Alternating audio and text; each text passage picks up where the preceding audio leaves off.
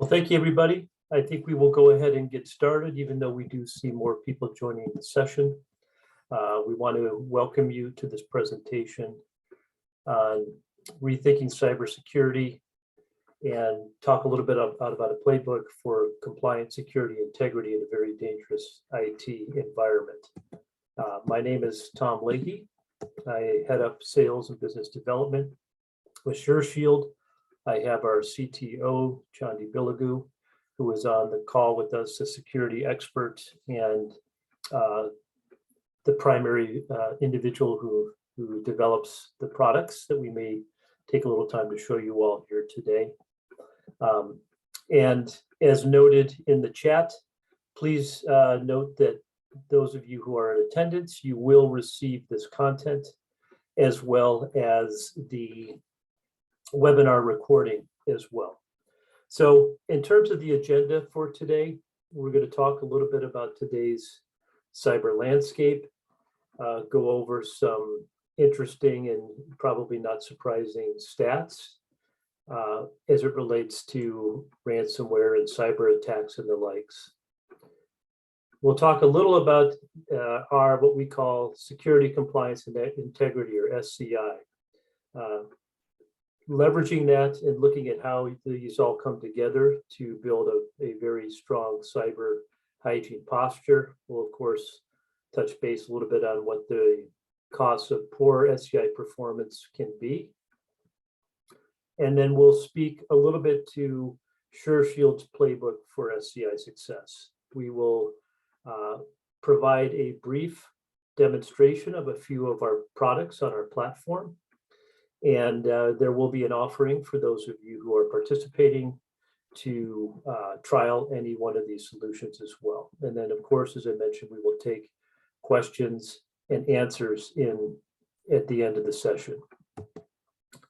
So speaking of what today's cyber landscape looks like, and I think it's obviously very obvious that the increase in the amount of attacks and threats that are happening are just proliferating on a day-to-day basis, to the point that particularly if you are a business, if you don't have good tools in place, you are very, very likely to have a bad incident, just because of the proliferation of the attacks that are happening, not just from a criminal perspective, but also from hostile nations and the likes. And I think just in the news today was indications that the Russians are going to be directed to step up on their cyber attacks on us as another component of creating havoc with this Ukraine situation as well.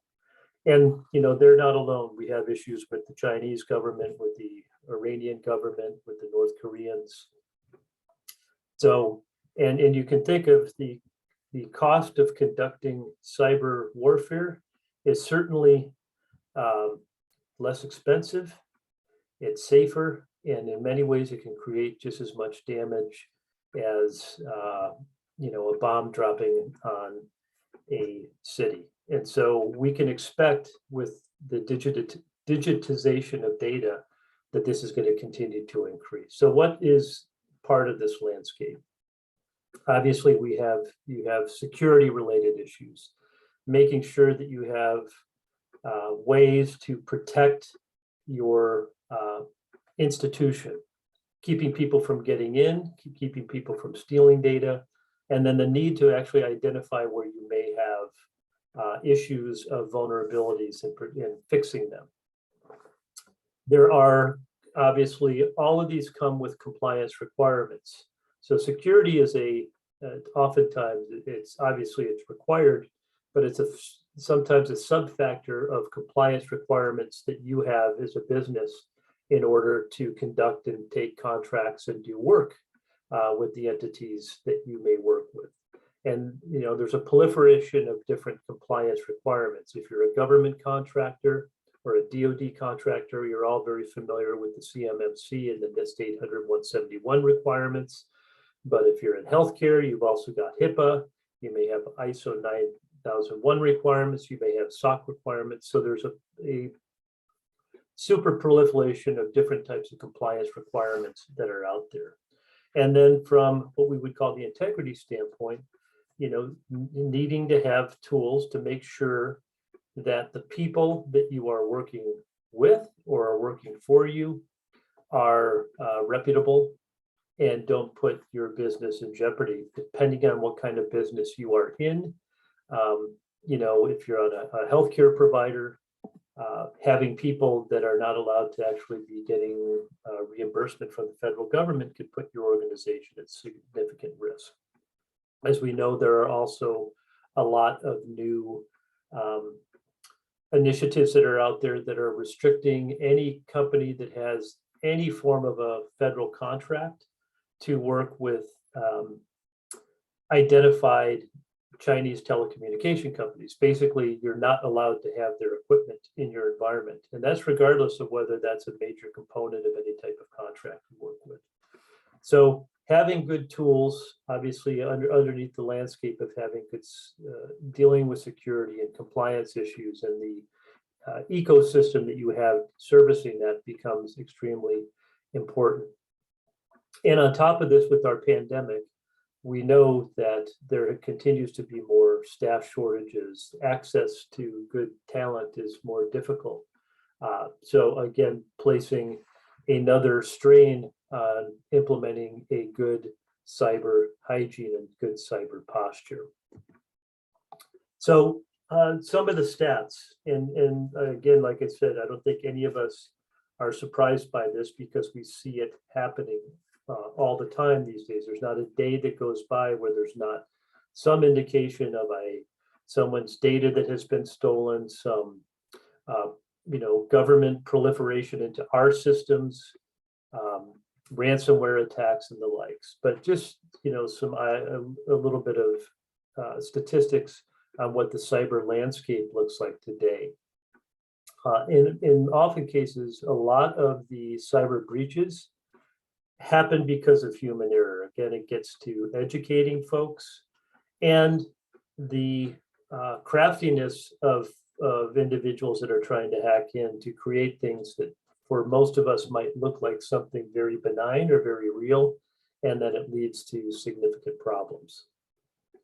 Any of those that are responsible for staffing or for kind of protecting your organization's data, the cyber professionals or IT security professionals, more than 60% think they're understaffed and don't have great tools to help them in this process.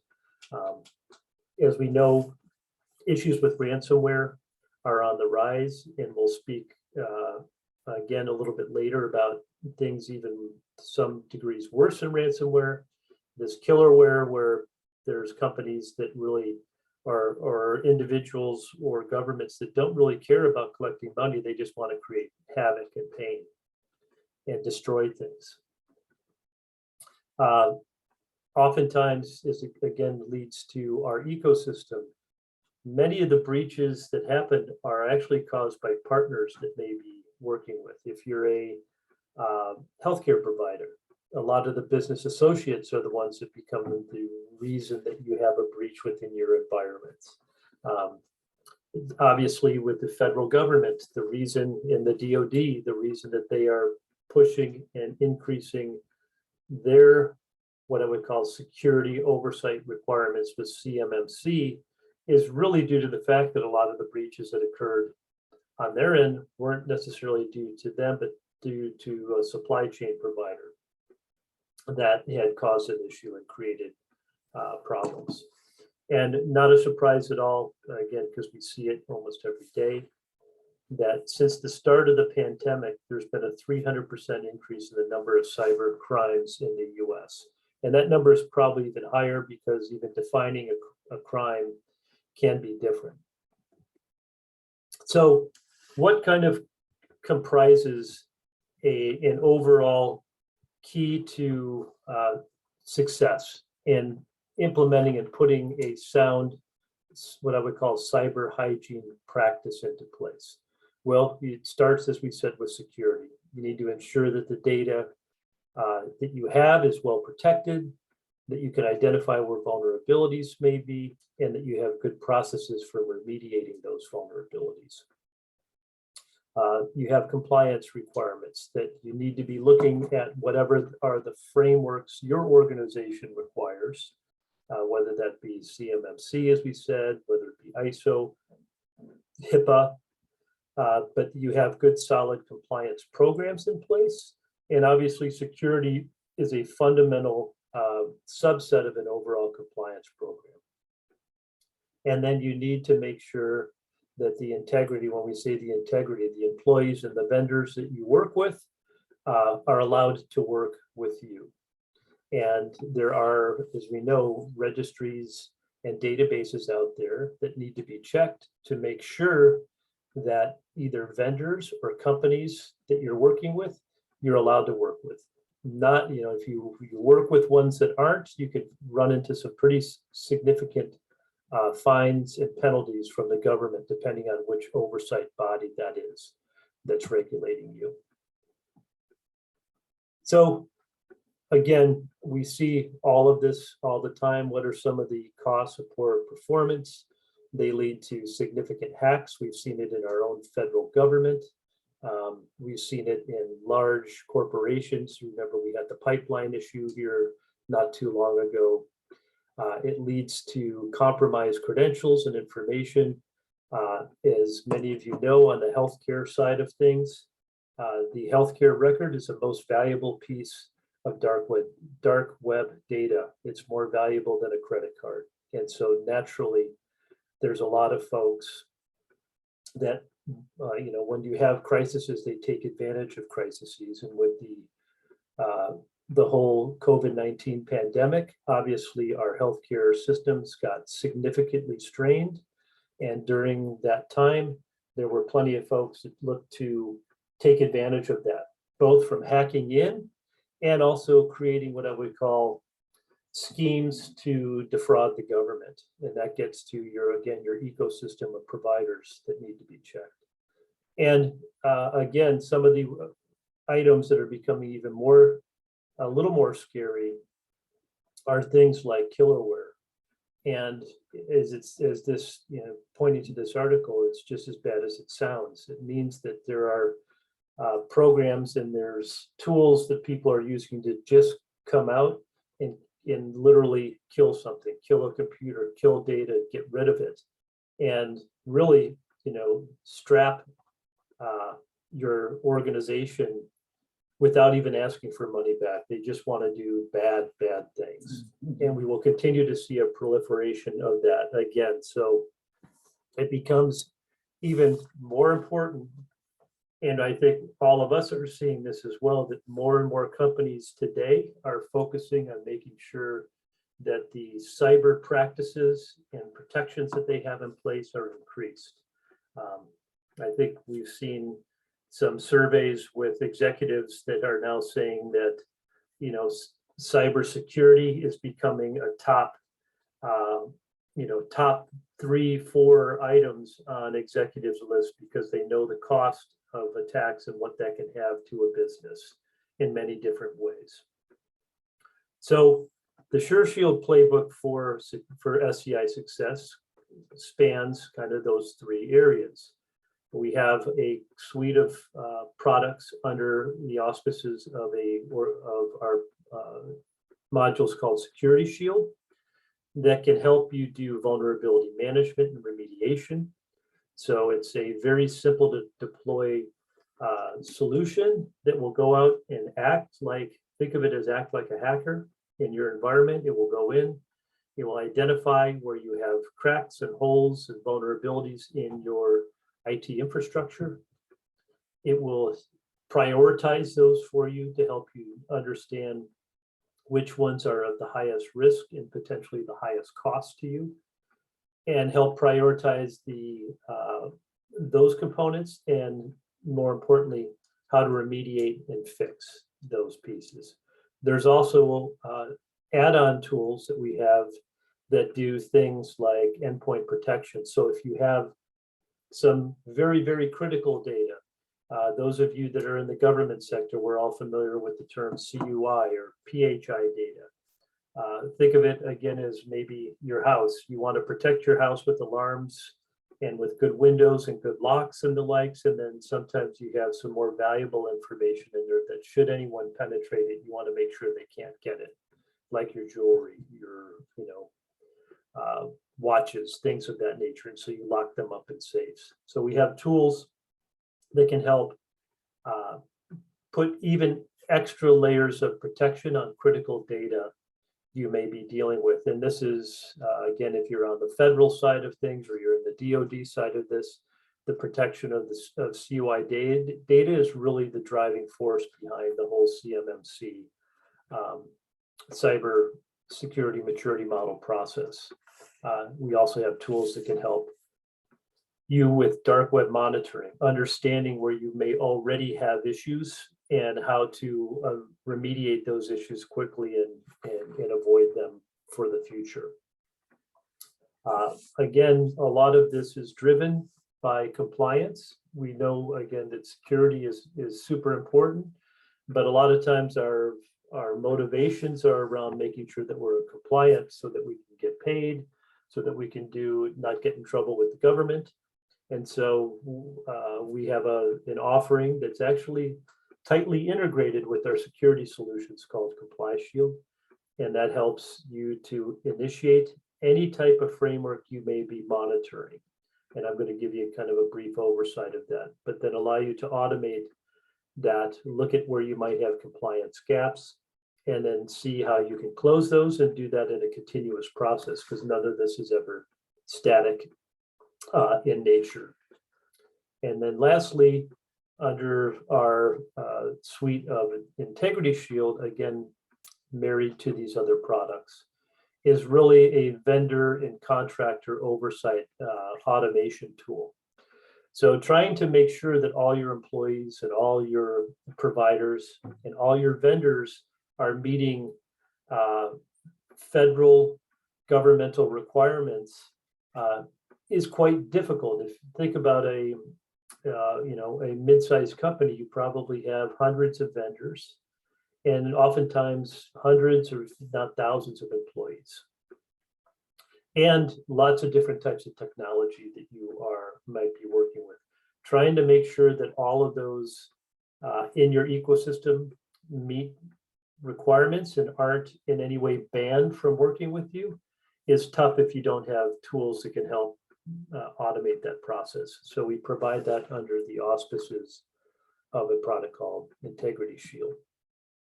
And so again, the tools that we have help with those areas that we had identified earlier. We have security tools to help your staff do more with less. We know there's staff shortages, and really a lot of our tools can help augment people and give you the opportunity to do more with less. We have a compliance suite that will help you take care of any ever-changing compliance regulations. And as I mentioned, our Integrity Shield solution that helps with making sure that your ecosystem is intact. And by having these types of tools in place, of course, for those of you that are involved in, well, almost any contract, whether it's commercial or whether it's government, now has, most have requirements for you to demonstrate that you are meeting a variety of different security requirements, or what I would call frameworks, or having tools in place that can demonstrate that you have good cyber hygiene posture. Because again, if you're dealing with others, you're putting their data at risk as well. And that's what the Security Shield and what we provide. As I mentioned, our products, we provide software products. And in those software products, they're used in a lot of different ways. So we have companies and folks that leverage these because they have resources that they can utilize to do this. And so they may contract with us directly for that, for these tools. And then we have providers or managed service providers, managed security service providers who leverage this platform to streamline the processes that they are helping their companies with. So I'm going to just spend a few minutes going over some of the product suites that we have. And as I noted, all of these will be made available to you. We will take a brief poll probably midway through this. It will open that up if there's interest on those who are participating here to trial any of these solutions. We make that available for a period of time so you can actually see things in action. But I've opened up this site that is and I'm going into a customer demo site right now. So this particular company has activated certain what I would call compliance controls. Well, note that all of our products come with a suite of policies married to whatever controls you are working with. Those policies can be modified by you. You can bring your own in if you'd like, or you can leverage this package of policies we have that are tightly integrated to those control frameworks. And if I were to just click into these briefly, you'll note, as I mentioned, our compliance, what we call our SureShield product, is a platform for managing any type of compliance related activity. So in this demonstration, you can actually see this particular customer has requirements with the DoD, so they're operating under CMMC and NIST, but they're also a healthcare provider. So they have issues where they have to work with HIPAA related items as well. So you can see any of the frameworks that I have in here, I can actually go ahead and filter on those. So if I just wanted to look at my HIPAA related items, I could filter down to that. If I just wanted to look at the CMMC related items, I can do that. And in all cases, all of our what we would call frameworks are crosswalked. So our expert team has gone and looked at all these different types of controls and the different frameworks, and where there are light crosswalks, that has been done. So that once you've answered a question, if there is a crosswalk to another framework, you do not have to answer that question again. It will actually bring all that together. So it helps streamline a lot of the compliance related activities as well. And in this tool, if you were looking at conducting, one of these different types of audits, you can distribute this work, or you can go into and begin the process of answering questions. And again, we've constructed these off of the requirements of any one of those frameworks that's out there. So if you need to do CMMC related or NIST related or any type of framework, you can do that in here.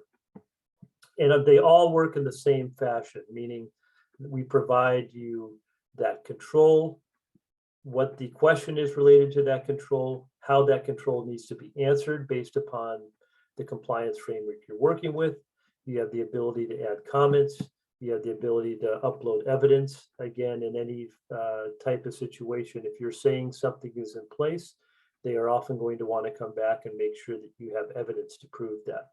And then we provide a lot of knowledge and information on how best to evaluate and answer those questions. We've found that a lot of the folks that work with us have told us that we've really helped simplify a very confusing process for them by having good knowledge information, by having guidance on how to go about looking and approaching this.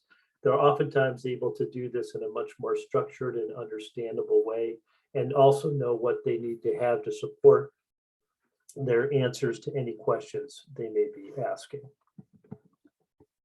So I'm just going to go back briefly to that dashboard again and point out that within here as well, in this case, this particular client has also been activated to do what we call security and vulnerability scans. So this organization is doing regular continuous scanning of their environment to help them understand where they may have issues or problems. And so again, our dashboards are set up to help you understand where you may need to direct your attention. So in this case, you can see this particular organization has over 272 hosts. On those hosts, there's 3,000 pieces of software running on those hosts. And we've identified through this process that there's over 10,000 different vulnerabilities. We've even, for those that are involved in the government side of this, many of you may be aware that the CISA recently implemented what they call a known exploits program. And so they, on a regular basis, release these known exploits. They are required by anyone that's in the federal government to address them and solve, and take action on them at a certain designated period of time. But they highly recommend that anyone that's on the commercial side follow these as well. And so we've actually been able to segment this down to also show you what specific known exploits you may have in your overall vulnerabilities.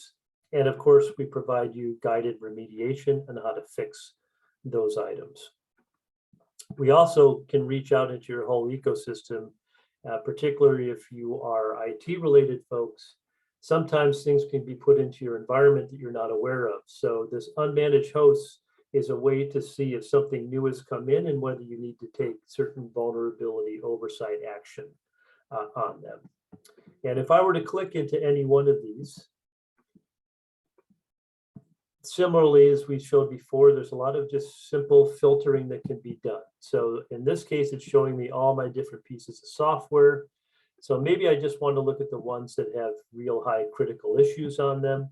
And it will just segment and drill down into that information for me. And if I were to click on that particular IP, you'll note our security scanning tool is a continuous tool, meaning you can schedule to run it as often as you like, and then it will actually show you the deltas and changes in your cyber posture based upon where you're at any given point in time. So this one has had, a number of different vulnerabilities that have been run on it. Now there's some that are critical. It will tell you what those are. It will tell you, more importantly, not only what they are, but how to remediate those as well. And with someone coming on to add, I heard a voice come back on. I guess not. So within this, then, again, before we go into some of the other service offerings, all of these have, very robust reports that can be used for the different areas that you need them for. Our Compliance Shield reports allow you to run things like your reports on compliance. You can see there's a lot of different types of reports that are in here. But if I were to click into this and say that I wanted to run a report on my HIPAA oversight, I would click that because in this demonstration, we had HIPAA and we had CMMC as well. And so it very quickly runs me a report on that compliance. It will show me how things have changed over time in this. In the case of HIPAA, there's 83 different security related controls. I could easily go back, and if I was also having to comply with a lot of the DoD requirements, which are submitting things like your NIST 800-171 assessment score, your plan of action and milestone report. Again, the tool segments and runs all that information for you as well. So I'm just going to click on this and do the same. I want to run a report on NIST, my NIST assessment score, and these are the types of things that need to get submitted to the Department of Defense if you are a DoD contractor. On the same side with our security system, you have a lot of different reports that can be run to help you, oftentimes also help your management know where they need to focus their attention and take particular action. So if I were to just click on something like this top remediation report, again, I can narrow it down as to what it is I want to look at. In this case, I'm going to say I want to look at my top 20 remediations, run this particular report.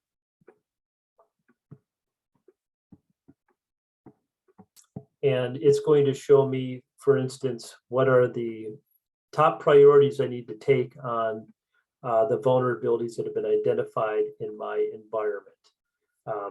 and narrow that down to show me what the degree of risk is with those, what actions I would need to take to remediate those, and what the impact of those actions would be should I do that. We'll give it a minute. It's running a little slowly right now.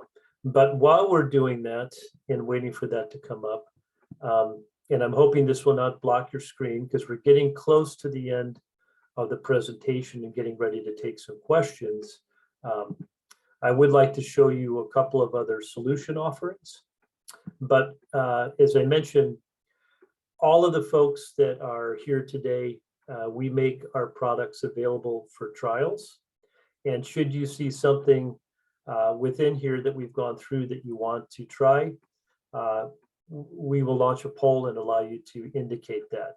We're doing it a little earlier than normal because sometimes we run short on time and folks aren't able to get to that information. So I'm going to go ahead and do that.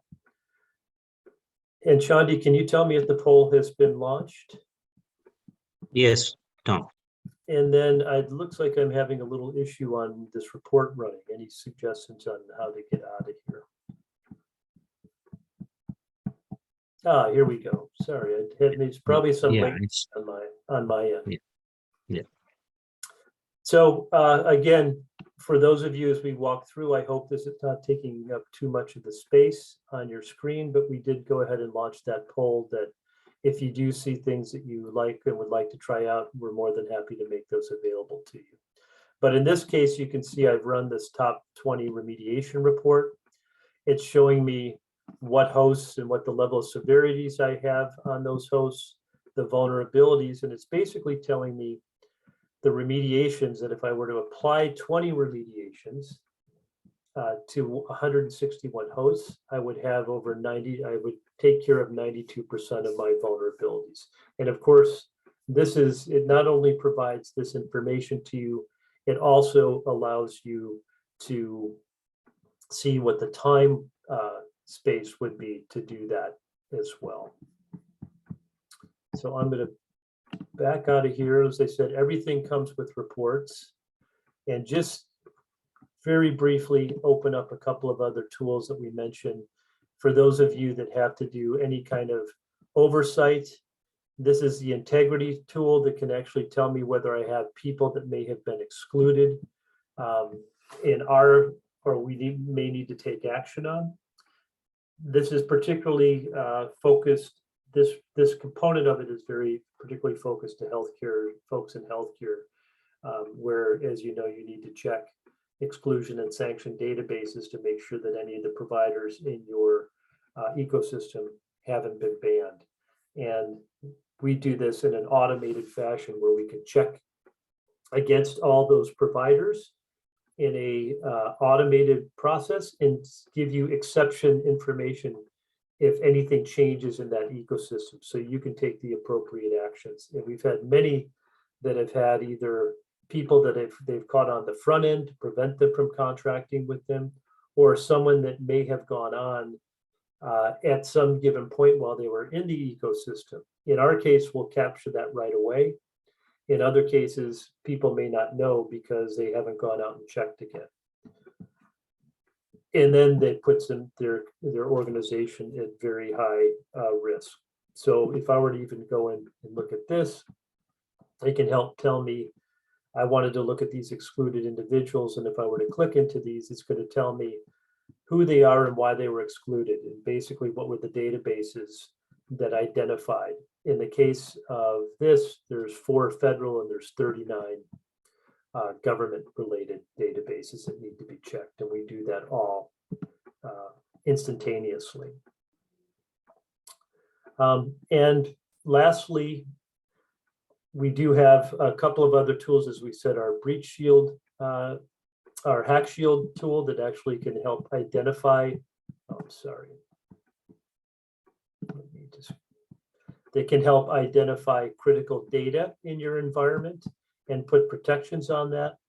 And then we also have what we call an 889B monitoring tool. I'm just going to switch my view into this and go to another client briefly and point out 889B monitoring, again, is for anybody that has even a remote agreement with the federal government has to make sure that nobody in their ecosystem in your environment is working with any kind of banned Chinese telecommunication companies. So similarly to the integrity for sanctions and exclusions, we've done this for 889B.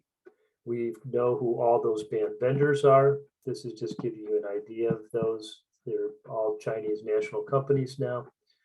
And then we run that against your vendor database, and we can tell you very quickly if you have someone that needs to get removed out of that environment. So a lot of different comprehensive offerings under this full, what we call SCI process. And again, a lot of providers who either use components of what we need. You may just need to do compliance audits, or you may need, more importantly, security vulnerability tools. We provide this either individually, or many who are using our products comprehensively across a number of different items. So again, as we all know, the increase in the amount of visibility in attacks and bad players trying to hack into systems is just on the rise, and no organization can go without having tools in place to help mitigate these types of problems. So with that, I'm going to pause. The poll should still be open. Chandi, can you confirm that it is? Yes. Poll is off. Yeah. Okay.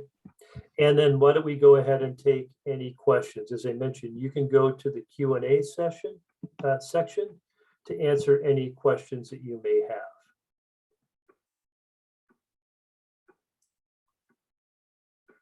Chandi, you might be able to answer this. The questions. Yeah, I'm looking at that. It's users authentication. I'm assuming it's about background checks on users. We are working on certain databases to be brought into the Integrity Shield fold. We may have that later, but we don't have it right now. And maybe the gentleman can expand on that question a little bit, if you'd like to, in terms of, are you looking for, because we also run compliance checks, right, Chandi, on making sure that users in the systems have proper authentications with like passwords and the likes to meet certain compliance requirements. Yeah, that's more about configuration settings for user authentication and access control. I'm not sure the question is in that direction, but let's get some clarification. Yes. And then there's another, if the gentleman could expand on that, with compliance, this includes user monitoring. If you could expand on that question a little bit. Yeah, so we have actually a feature called compliance scans, which basically can do an audit of how users have been using the IT systems, and then does it violate any compliance requirements. So we map it back to compliance to basically, it's like more like evidence gathering for compliance documentation. So which basically shows violations and correct actions. Great.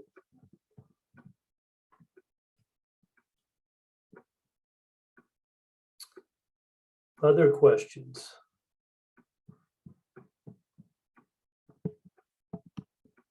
I've just seen one related to pricing again, and we do have a little bit of a diverse audience here. So each product offering has specific pricing. There are discounts off that. The compliance solution is kind of based upon the number of frameworks that you may have initiated for that. Our scanning solution, we're looking primarily at the number of assets that need to get scanned and looked at in your environment, and then there's some costs associated with those number of assets. The other applications are primarily like the 889B monitoring and the sanctions and exclusion are all annual subscriptions that can be billed monthly, and really kind of somewhat based upon the size of what needs to be looked at as well. So they're all subscription-based. They're all web-based, meaning they're very simple and easy to implement and activate for you. And then, of course, if there are multiple purchases of product, there are discounts off that. For those of you who may have beyond this that are also service providers, we license our platform, and folks use the platform and initiate the services that they need to initiate for their clients under those auspices.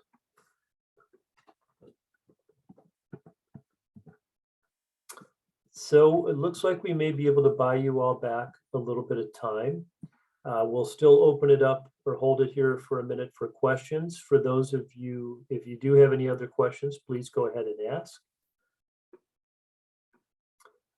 And certainly if there, again, I'm not looking at the poll right now, but for those who have indicated an interest, we'll be following up with you to schedule time to get you set up on whatever solution or solutions you are interested in. And for those of you who might be interested later, obviously you will be getting a follow-up from us with the content and the webinar, and please reach out to us if you have anything you need. We will regularly update you on activities taking place here at SureShield as well. So let me just pause once more. If there's no more answers, I will go ahead and get ready to close the session here in just a minute.